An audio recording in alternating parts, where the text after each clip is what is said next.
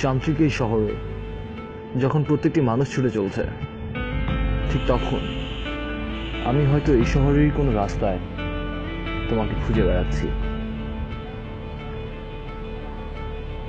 ফুল বিক্রি করা সেই মেয়েটির কথা কি তোমার মনে পড়ে?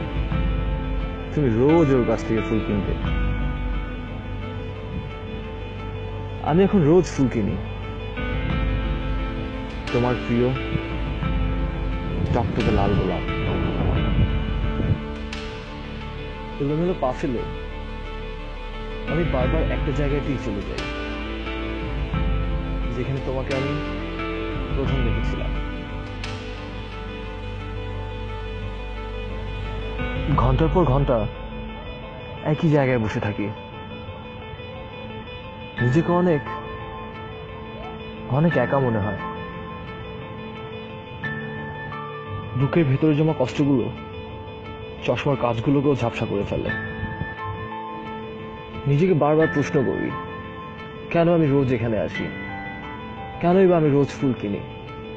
আর কেনই বা দিন শেষে ফুলগুলো আমার হাত থেকে পড়ে যায়? কেন আমি চলে যাওয়ার সময় একটি বারের জন্য পিছনে ফিরে তাকাই না?